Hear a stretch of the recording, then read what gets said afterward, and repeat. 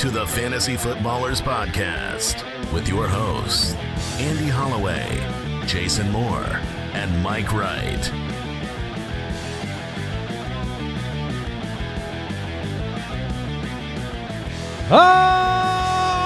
Welcome in.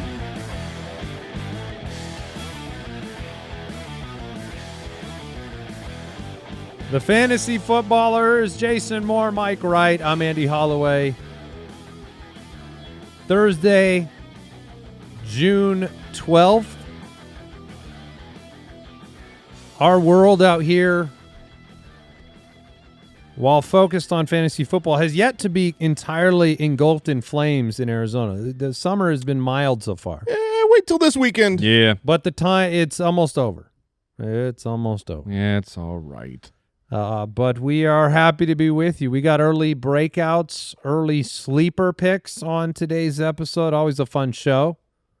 Got a little bit of NFL news that broke right after we recorded yesterday to talk about, which means, it's the kind of news that drives us back into the UDK 2025 projections, and we made some changes, and that is a result of the Nick Chubb signing, but also the news we'll talk about momentarily. J.K. Dobbins has found a new home in the NFL. Oh, it's a real fast moment. Well, see, Mike, I didn't say where. The where is later. Okay. I can say the name. This is just a setup. This is a tease. Yeah, I was doing it real smart-like. I thought we were just moving right into it. No. I haven't hit a drop. You signed with the Broncos. No, I couldn't wait. Gosh. I couldn't wait, man. It was the Broncos. Oh, you spoiled it. They all turned off the show. Yeah, the show that turned it off. Oh, man. He did. He signed with the Broncos. So we was tweaked. A good bit. We tweaked some of our projections for 2025. But we're not going to say who yet. Not The yet. projections? Yeah. Who Was it R.J. Harvey? Oh, it's R.J. Harvey. Oh, Gummit. Michael.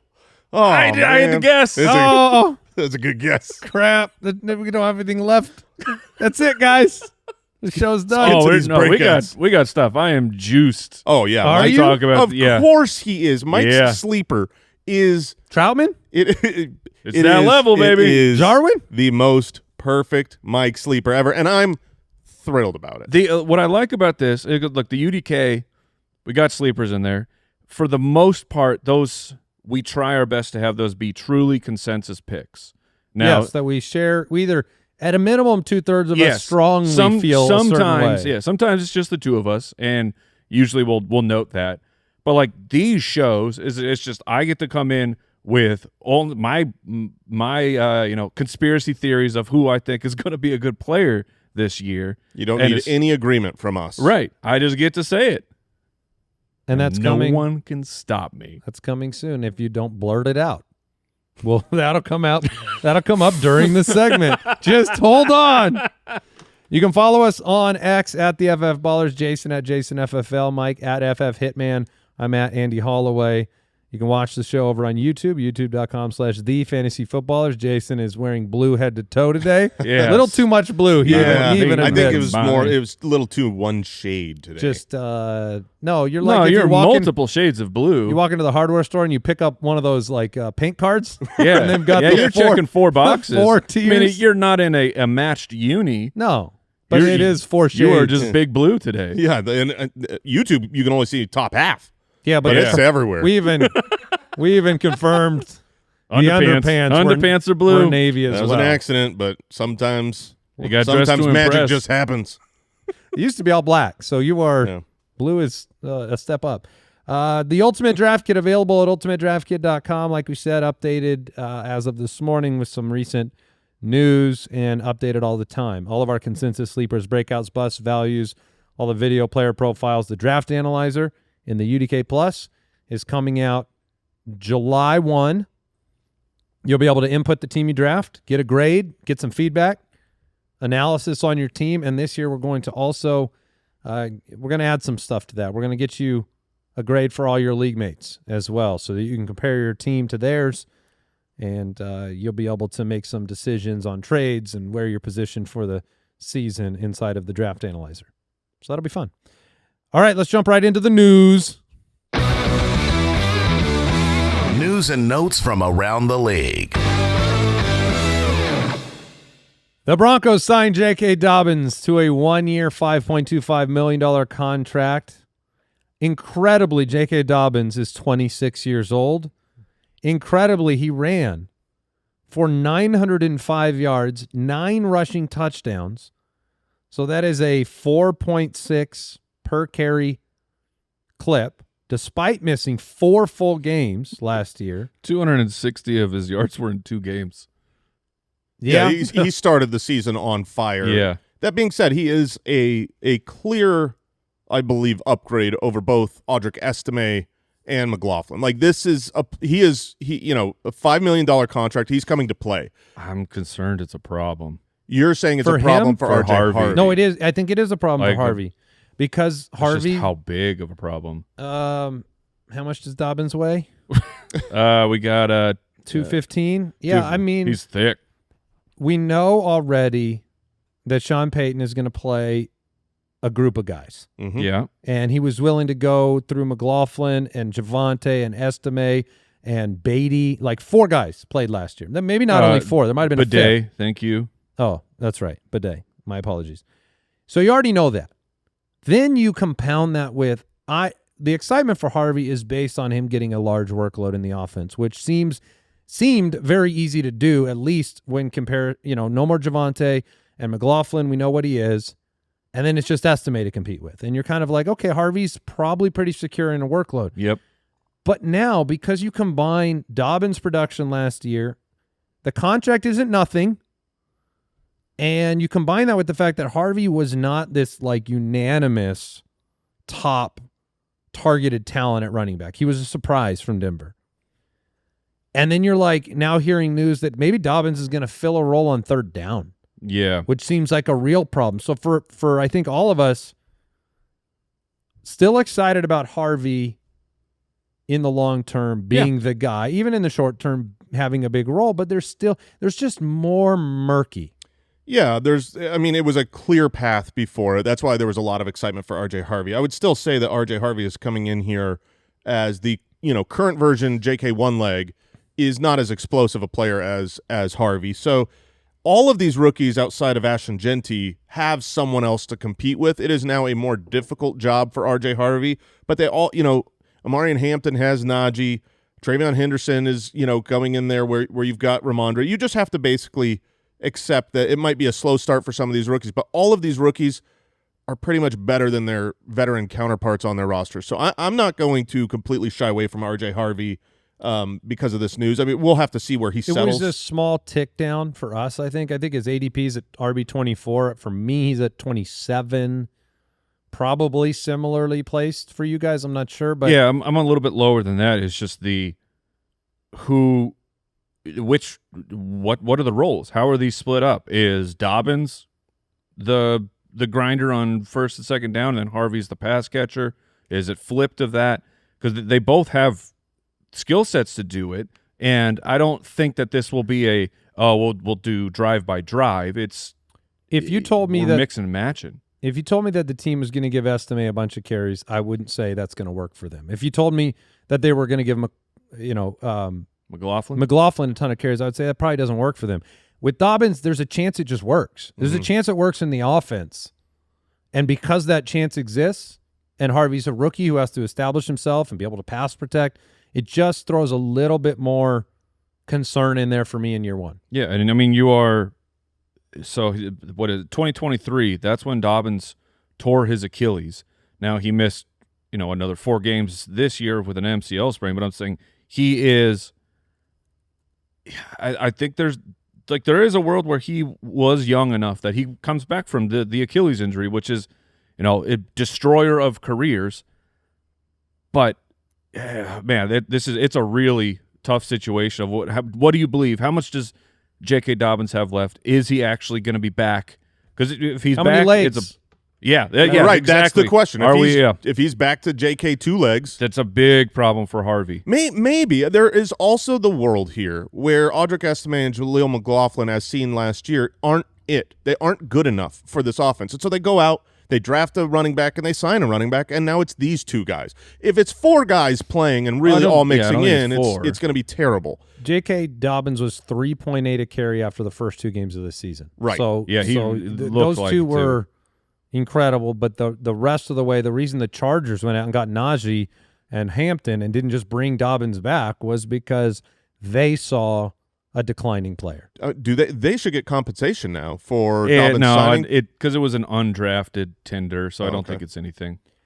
Tyreek Hill caught passes during individual drills, first time since wrist surgery, and it had been reported he may not catch passes till training camp, so he is ahead of that schedule.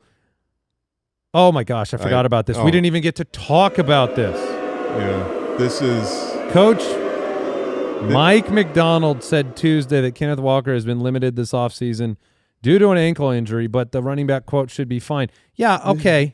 Okay. Why can't I have nice things, guys? This is the liar, liar, oh, come on gif. Like, oh, come on. You can't just always do this. For this show, the Breakout show, I thought about Ken Walker. I was looking. They got a fullback. They're going to run the ball more. He has shown the talent, but the dude cannot stay healthy. He is. You know what's a lot easier capable to do than betting on him?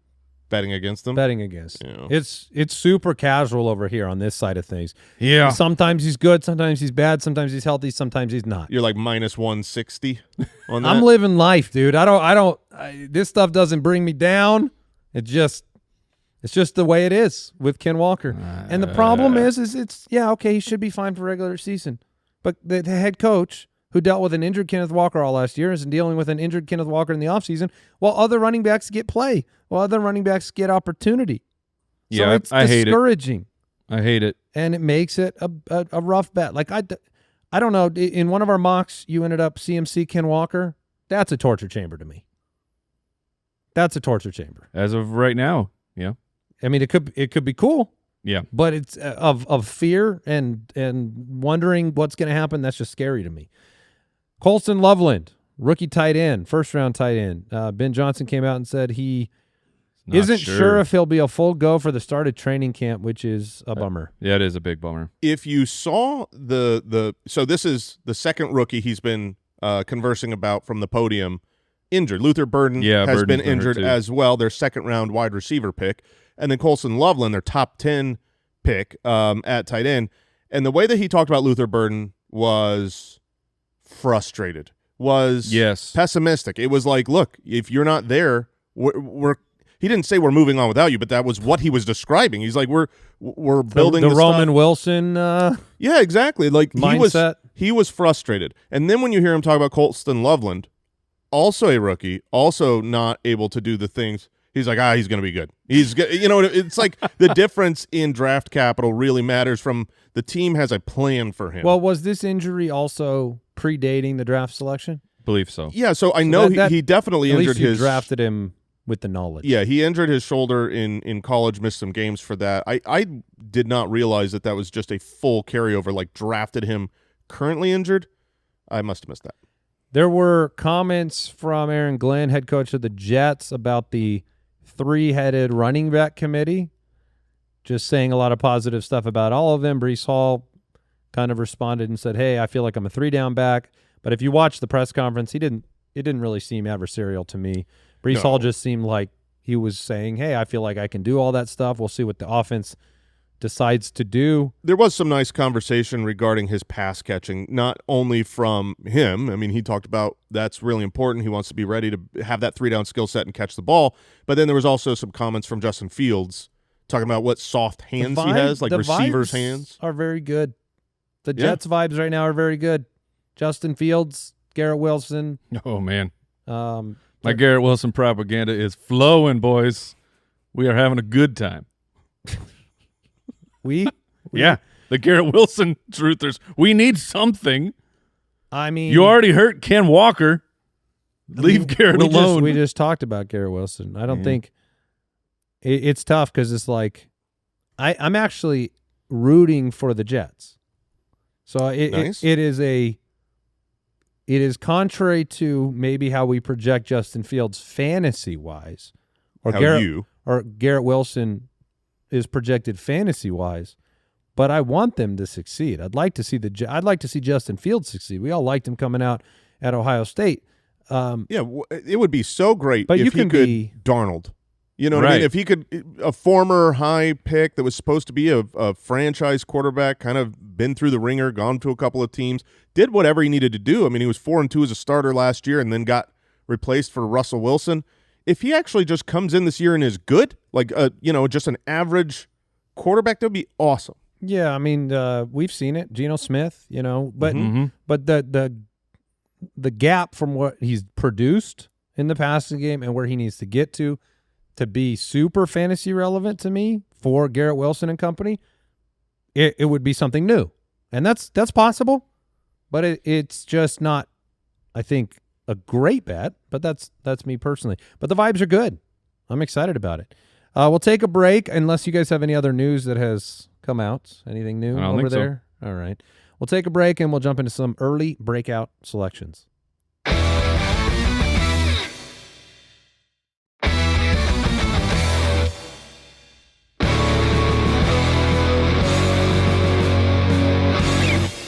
Breakouts.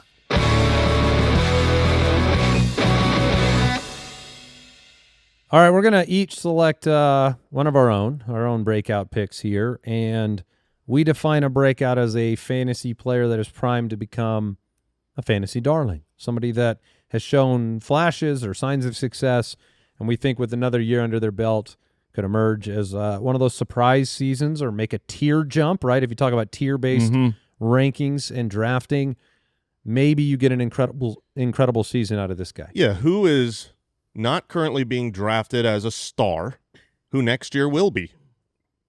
So we've each picked a name to throw out there, and Mike, I'm going to let you start. Oh. I'm going to let you start, and I am super in on this name. Hey. I have. Okay. I saw the name in here earlier today. Didn't know who you were going to go with.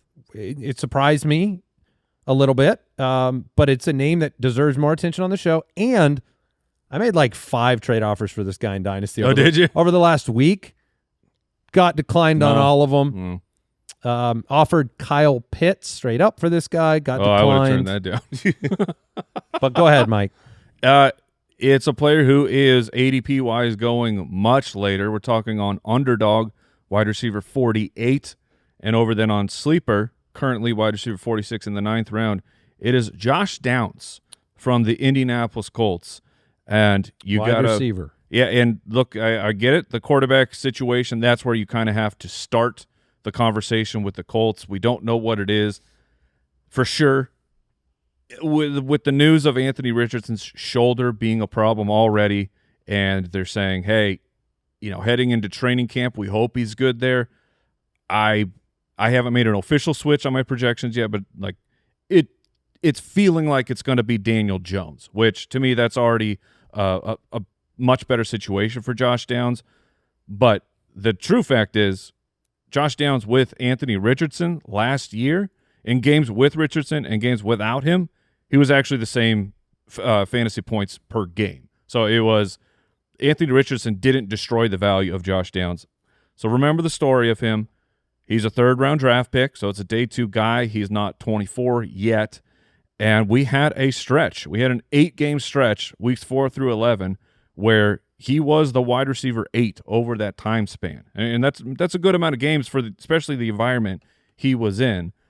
And then looking forward for this year, the most stable statistics for wide receivers, when we're talking about fantasy points repeating, it's targets. That's not wild to say, but it actually, that is the number one correlated metric of next year's future success. But the most predictive stats are target share, first downs, and first read target percentage. And Josh Downs' usage last year is that of a wide receiver 1. His target share, 26%. It's right on par with Jamar Chase. Targeted on nearly 30% of his routes. That's right by Drake London. 30% of Indianapolis's first read targets went to Josh Downs. That's the number that CeeDee Lamb was just at. Yards per route run, right next to Malik Neighbors. 11.4% of his routes are first downs. That's right next to Ladd McConkey's number of 11.6. Like, he has all of these markers. And look, Wills, I'm not saying that Josh Downs is turning into those guys, but it's saying his usage and things that that often project what success will be coming. He's right up there with some big boy names. He's on a team, and his ADP is being impacted in part by the quarterback controversy. Yes. He's on a team, though, where the headline was like Anthony Richards' failure last year and the team's failure, where Shane Steichen was under the gun. And it was lost how valuable Josh Downs was at times. And for me, he passes the eye test with flying colors. Yes, he does. He to me looks like their best receiver. I mean, I've never been a huge Michael Pittman fan, but I think Josh Downs is their most versatile receiver that brings the most to the table. So I like Josh Downs. I think he's a good player.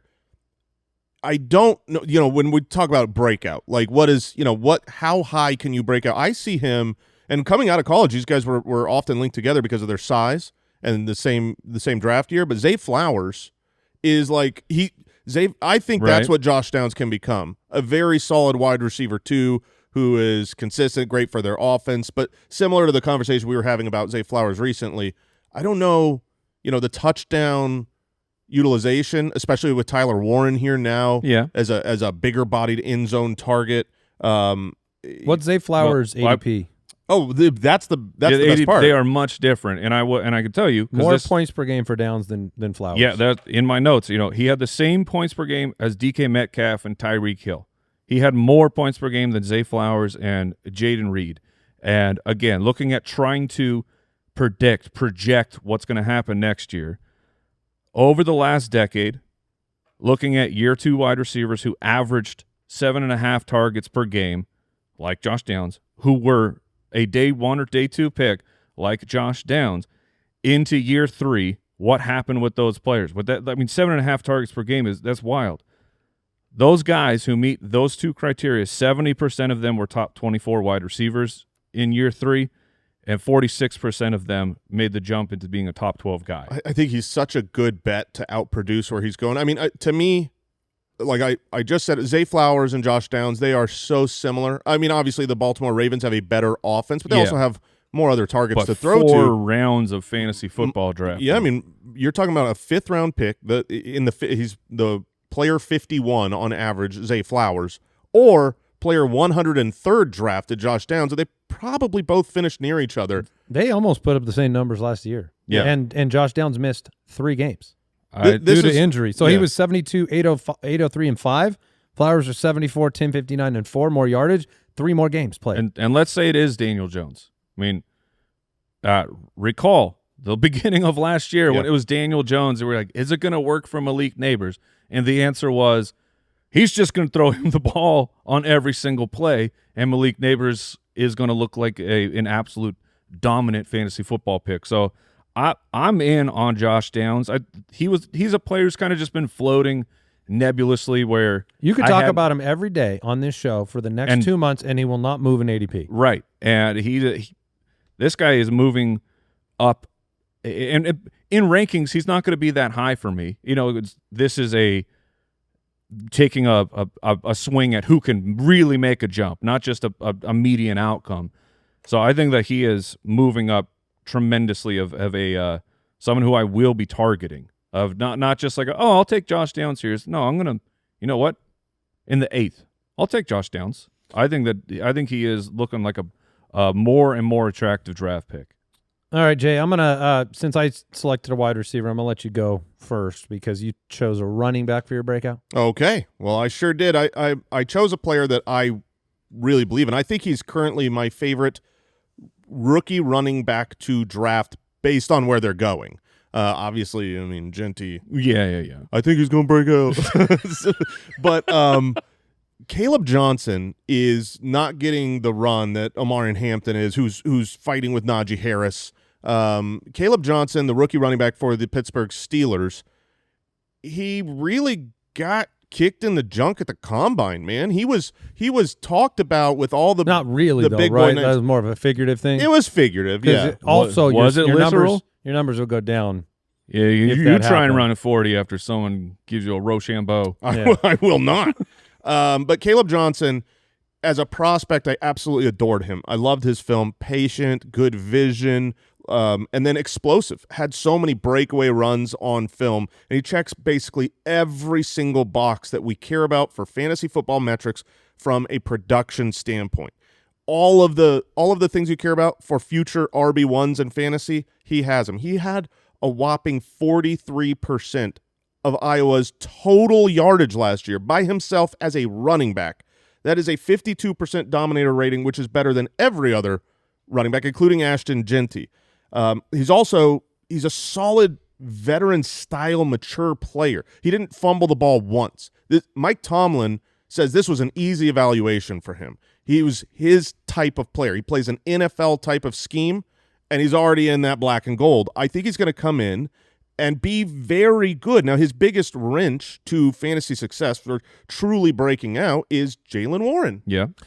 It is a problem for me. I'm really split on Kaleb because I feel like I can make one argument to myself where, like, if you gave Kaleb first and second down and told him to be Najee and don't play third down, I think he could still be really productive for fantasy. My biggest concern is Warren is an elite pass blocker. Mm-hmm. Kaleb was a below-average pass blocker in college and a below-average pass catcher in college in terms of the amount of targets relative to the mean. If you look at the numbers, he was below average. So he's come out and talked about that, what his weaknesses in his game is, being a pass blocker, being able to catch the football on a consistent basis. Those are the two areas that worry me. Because if you don't give him third down, or he doesn't get if he gets an Aaron Rodgers glance at the wrong direction, Aaron Rodgers can scare you if you get on his bad side. He's not as great a pass protector. In fact, that's what they are working on the most in camp right now, which to me is good news in the sense that they want him out there as a 3-down back at some point in time. As I would push back completely on the not a good pass catcher. He was, very good. His production profile and utilization for the percentage of targets on this team that went to him, yardage that went to him, it was just a different system, but he was very involved in the pass catching game. This is a back that, Andy, you are probably the least optimistic for, or the most concerned with the opportunities. You have him statted for the fewest opportunities of the three of us, which is 251 combined opportunities between rushing and passing. But here is a perfect example of how he could break out. 251 opportunities, very, very much in the realm of possibility here. I mean, you had Najee Harris averaging 319 opportunities. He's gone. And 3 of those seasons, Jaylen Warren was there. So 250, let's take it down to 220. Since 2013, every single rookie running back drafted on day 2 who gets 220 opportunities finished as a top 25 running back. He's not being drafted there. So I think that I feel like he is a relatively safe, but with a monstrous boom potential. We got to keep in mind that the system he is going into is one that wants to run the ball. Not just Mike Tomlin, but also Arthur Smith. Arthur Smith, you're talking about 5 of the last 6 years, he's top 10 in rushing attempts. And not just top 10, he was number 2 in Tennessee. He was number 1, number 3, and number 4 the last 3 years in rushing attempts. And 2 of those, one was last year with Najee, one was with Tyler Algier when he was the number 1 rushing attempt in the league. So they're going to have opportunities for him. And I just think his explosive nature, he's a young player, and everything right now is positive from OTAs. In fact, the Pittsburgh Gazette, I believe, said he was the rookie that stood out the most in camp based on the opportunities that they're seeing him get. So I'm very bullish on him. I liked him as a prospect. I think he lands in a good situation. And one of my favorite things to do here is just besmirch Aaron Rodgers. But yeah, it is. It's mostly for fun. Like, I enjoy it. Because I'm not taking that away from myself. Okay? I was a little concerned for you. I will allow myself to continue. But Aaron Rodgers passes to the running back. He's good for this offense. This could be a team that has a lot of scoring opportunities. And so, Kaleb Johnson will be on a lot of my rosters. All right, probably unsurprising, especially if you watch the last accidental mock draft selection. To me, Jameson Willliams stands out as kind of the premier breakout pick for my offseason. I think, if you're unfamiliar, wide receiver, Detroit, high draft capital. one of the more interesting things, we brought up lots of different reasons why Jameson Willliams has the potential to break out. You saw it last year. He had big games for fantasy. This was a frequent occurrence. He's a 6th-round pick right now. Wide receiver 30 in redraft, wide receiver 24 in best ball. He's a great best ball candidate because he has those kind of breakout games that go wild. He is a 200-yard potential type of player in a single game. But trying to give you a different set of information on Jameson and why I think he's one of those breakout guys, let's take a look at the type of routes he runs and what he's most successful at. His highest percentage of runs are the highest value for fantasy. Posts, go routes, crossers. That's what he runs. That's what he's done well. He was over 50% of all routes on those 3 specific, the posts, the go, the crossers. The only other fantasy wide receiver that was over 50% was Tyreek Hill on those 3 routes. They're high-value routes, and they design plays and routes to take advantage of what he does best, which is kind of like Jalen Waddle, kind of like Tyreek Hill. If he gets downfield, he has space. That's just what he does. He has a ton of space between him and the defender, and if you get the ball in his hands on time, Jared Goff, he runs. He just runs. Goff just needs to learn how to severely underthrow the ball so Jameson can come back like Tyreek Hill does. The Tua? Yeah. He runs wild after the catch. So I just think he is an elite player. I really do. We got, Amon-Ra has his spot and his role, but I think that there's more ceiling for Jameson Willliams in this offense. The offensive coordinator, no longer Ben Johnson, it's John Morton. He's come out and been very public about saying, look, we want to get the ball downfield more, where already Jameson Willliams is 50+% of his routes, high-value downfield routes. They were not great last year in terms of getting the ball downfield. 3rd lowest percentage of their attempts, 20+ yards downfield. So for Jameson to put up over 1,000 and do what he did last year with that level of efficiency on a team that just didn't prioritize downfield throwing, I think that that's interesting from the breakout projection standpoint. And look, he was the wide receiver 19 last year. So your margin for breakout, I'm talking he can get to 12. He can get to 11. He can get to 15, 14. I think he makes a step forward this year, and I don't think it's hard to do when you only had 58 catches last year. That can go way up. There's room for him. He can catch another, he can be 8 to 10 touchdowns on a given year and get ball, he gets the ball in the running game quite a bit. So for me, you're going to hear me talk about him quite a bit. I like the value on a player that I think could be a wide receiver 2 type of guy.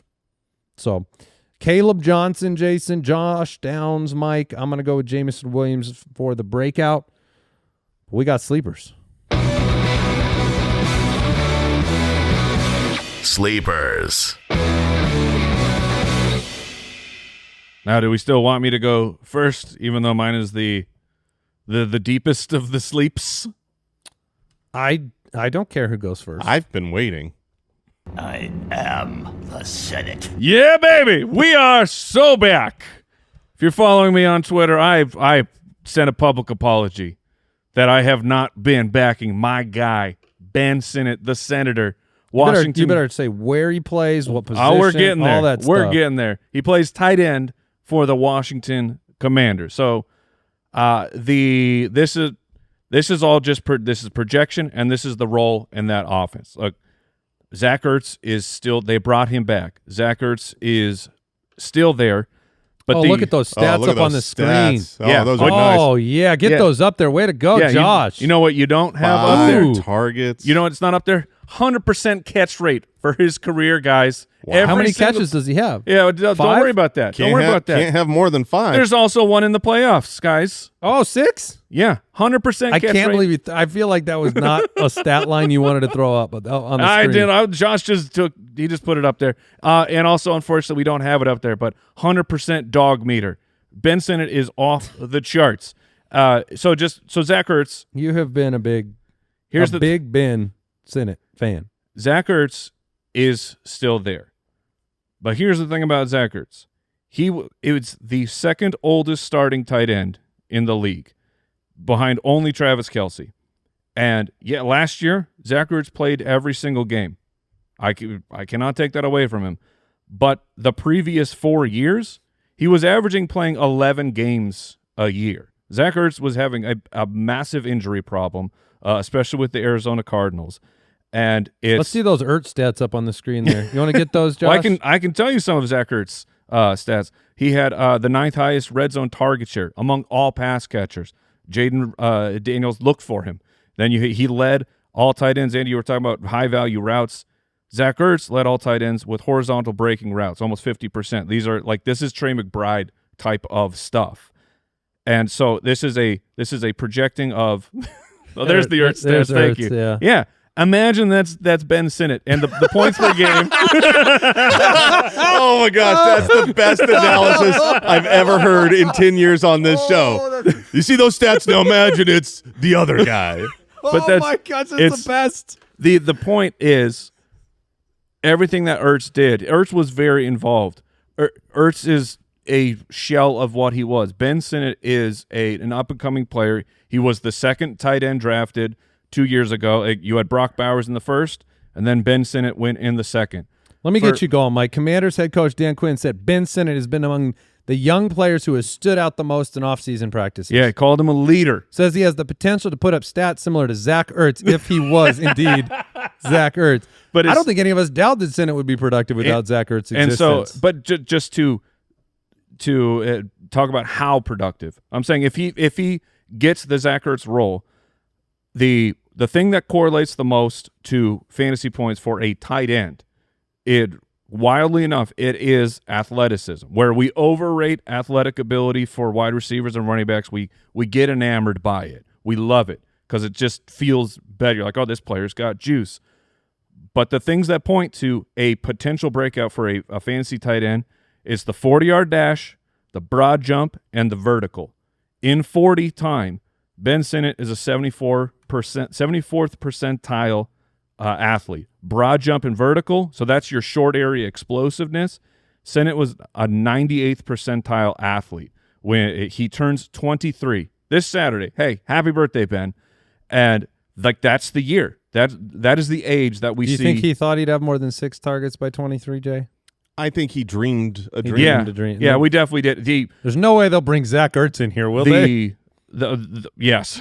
A wild thing is he was helping the team. He was being a dominant blocker, which was that's part of his game. That's what I mean he is a dog. This is like George Kittle.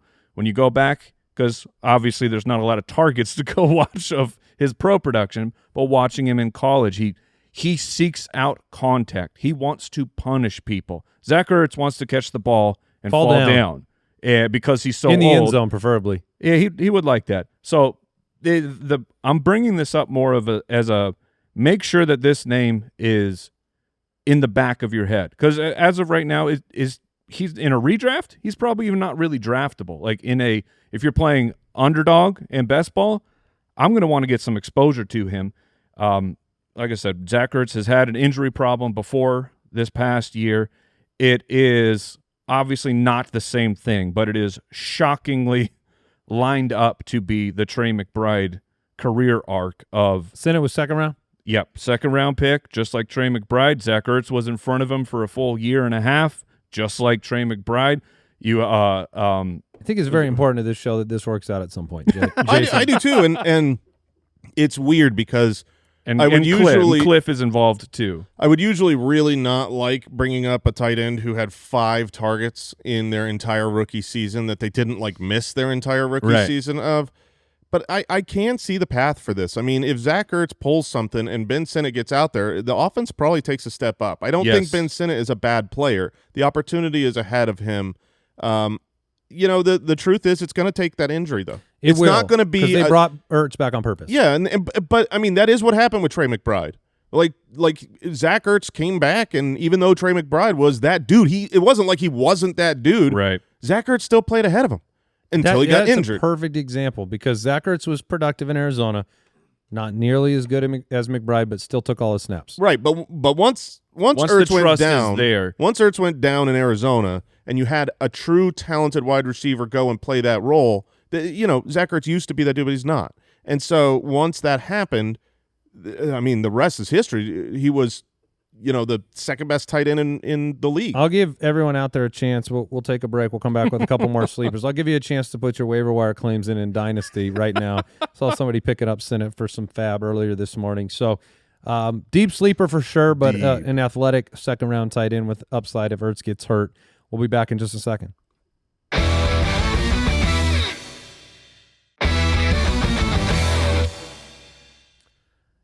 Jason, I'm going to let you go.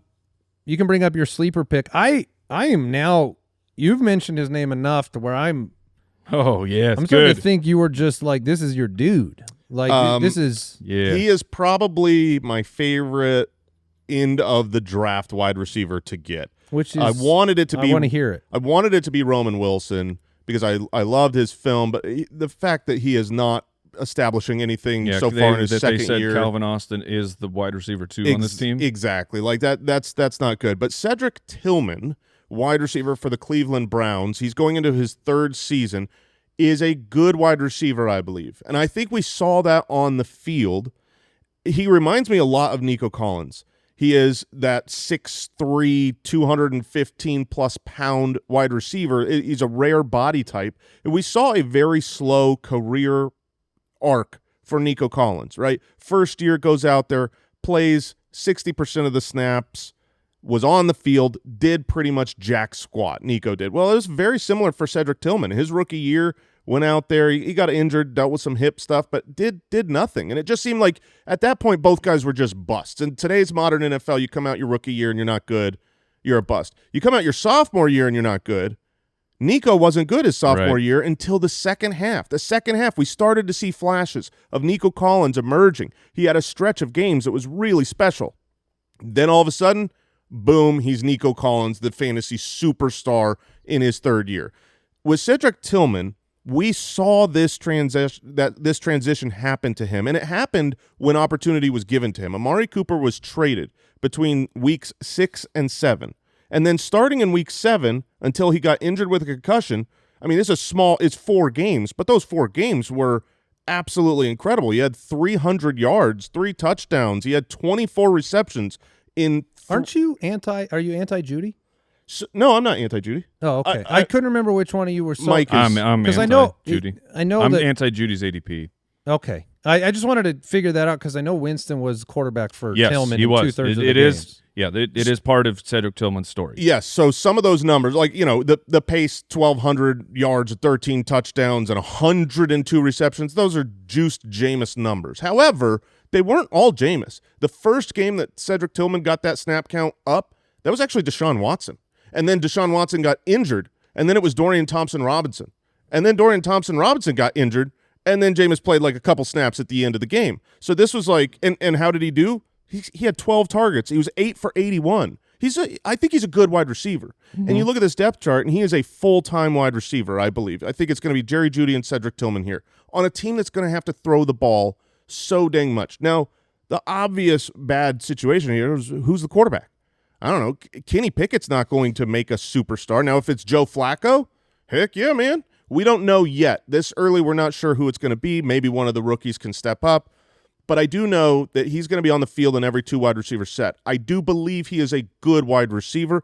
I think this team is going to be throwing the ball a lot. Last year, I believe they were number 1. So it's like this is a situation, an option, a young rising player where he missed once he got concussed at the end of his sophomore season last year.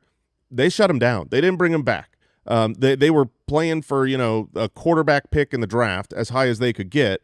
And so, they shut him down, but I don't think that was like a catastrophic injury. I don't look at it the same as like Chris Olave, who's had so many concussions that I worry every time he gets on the field. So if you've got talent and opportunity, youth, size, this is a pretty explosive athlete, 85th percentile explosion rate as a big-bodied wide receiver. I really like Cedric Tillman, and I think he did level up. I think we saw the level up, but because of the injury, he didn't get a chance to just cement that. So he's last round in your fantasy picks.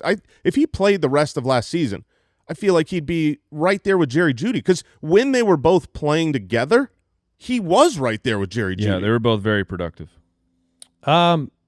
Yeah, it'll be that. I forgot it was his sophomore season.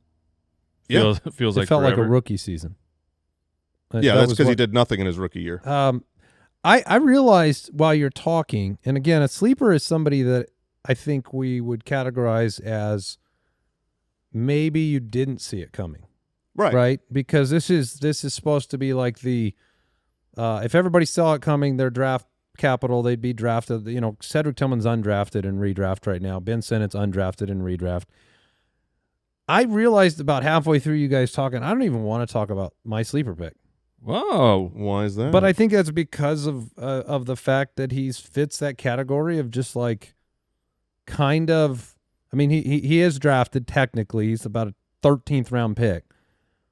But I mean, I'm not.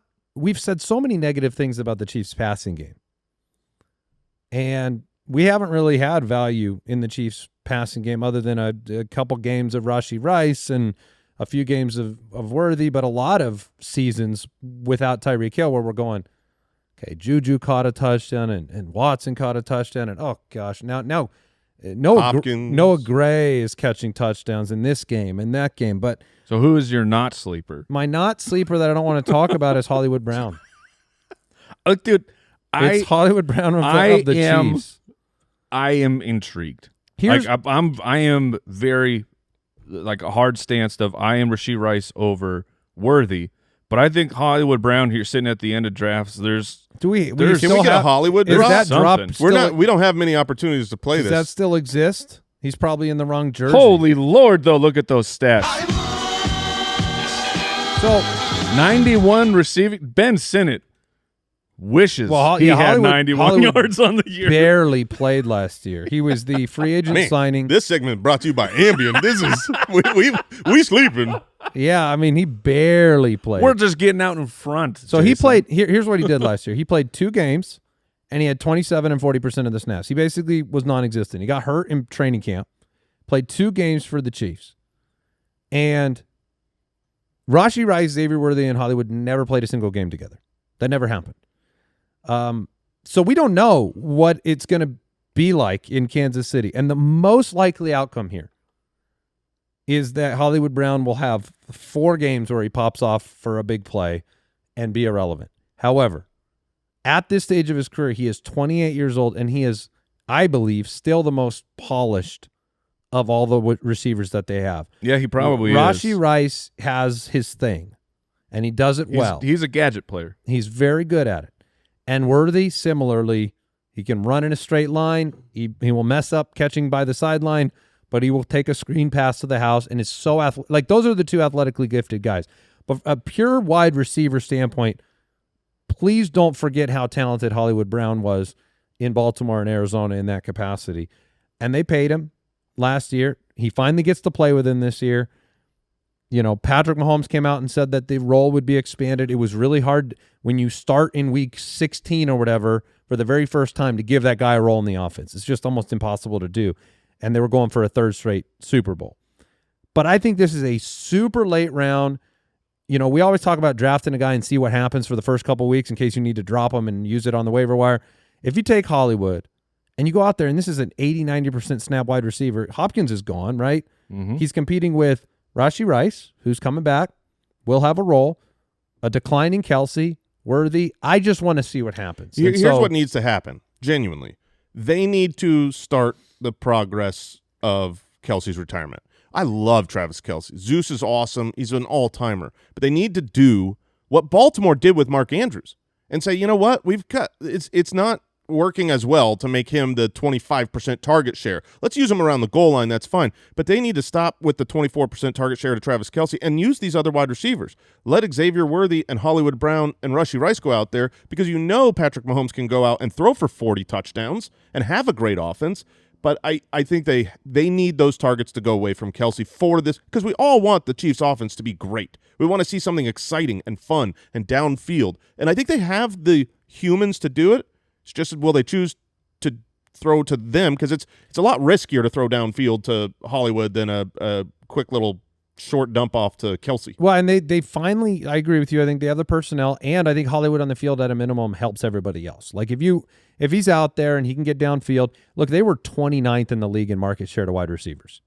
Gross. So they didn't throw it to the wide. That was 50% of all. That's what I want to see change. 50% of all targets. The 2 appearances he actually had, Week 16, he is on the field for 27% of the offensive snaps, and he got 8 targets. The next, that was the next week, he's on the field for 40% of the offensive snaps, and he got 7 targets. He got 8 targets and 27% of the snaps. That is where it is intriguing to me of real small sample and the playoff run. He wasn't used in the Houston game, and then 5 targets and 6 targets. So I was just going to look that up. It didn't go from that and into an explosion, but I feel like there's something to his targets per route run on that. Oh, it's got to be elite. Through the roof. So, look, sleeper, right? And like I said, 43% target per route run in those games. I mean, that is... Yeah, and you saw it. I mean, you went out there, and it was like he was being targeted all over the place. Because they have weapons, but you still have to have a wide receiver. I just don't know how Andy Reid's going to move the chess pieces. Sure. We don't know what Kelsey still has, and Gray and Worthy and Rice, and the Juju's there. I mean, that's weird that Juju's still there. I know. Why? Well, he needs to be somewhere, doesn't he? I don't know, but there's this. Breaking news. Since we had all the R.J. Harvey talk, an elite quote here from Sean Payton on R.J. Harvey.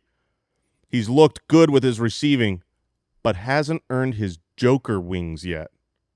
Joker wings? Yeah, Sean Payton is always talking about the Joker. Who's going to be the Joker in the offense? Sean Payton better have an entire back piece of a Joker card. The way that this guy is, we know who the Joker is. Yeah, he's the Joker.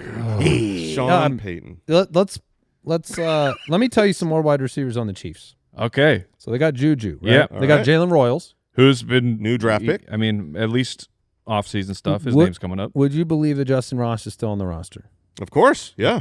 They're not down to 53 yet. What about Sky Moore? Wow, come on, for real? Yeah, I did. Oh, what about former superstar Tyquan Thornton? Thornton. He's got that weird in there. I don't know why they did that. Because he's a thorn in the butt cheeks of this depth chart. They've got, Thornton is on this roster? Yeah. So in other words, Rice, Worthy, and Hollywood are their main guys. I mean, they have a bunch of nothing back behind. Yeah, but the superstar's gone. Oh, Can Watson? you get there? Justin Watson? Yeah. Oh, okay. Oh, my God. Wasn't sure if it was Hopkins. We all have our guys. Who it was. Yeah. Leave us alone. Okay. Well, there you go. There's some deep sleepers to annoying, kind of hesitant to mention sleepers there for you. Well, we've got all of our consensus sleepers in the UDK. We're always keeping that up to date. Sleepers are really, really important to get a few right. You're not going to get most of them right. Yeah. There's a reason that Cedric Tillman is being drafted in the 19th round, which is more than most rounds in your drafts. But when you get those right and you get that free money, it takes you to the playoffs. Yeah, and you do want to, like in the later rounds, you want to give yourself a shot at a week 1 or 2 explosion from those players so you can leverage that in trade, even if you don't use them. Because I love – the first thing I want to do is I don't want to drop one of my picks to go get a waiver wire guy. I want to trade 2 of my players for 1 and then go get a waiver wire guy and leverage that first week of whether Tillman had a breakout. Maybe Tillman has 2 touchdowns in week 1. Maybe Hollywood catches a bomb in week 1. Oh, he's the guy. I don't know if I'll believe he's the guy after 1 week, but I sure as heck will tell people I do. So that is going to do it. This guy's so good for your team. Remember I mentioned him on the sleeper episode? But ultimatedraftkit.com if you want to check out all of the other breakouts and sleepers and values and busts that we've picked together. And we'll get into an early values and bust show. That's coming up on our next episode. We'll do some underrated, overrated, and an AMA episode, another mock draft. All on the docket very, very soon. So thanks for tuning in. Thanks for listening. Make sure you click that follow button on Spotify, Apple, wherever you're listening. Helps the show out. We'll catch you next time. Goodbye. Thank you for listening to another episode of the Fantasy Footballers Podcast. Join our fantasy football community on jointhefoot.com and follow us on Twitter @TheFFBallers.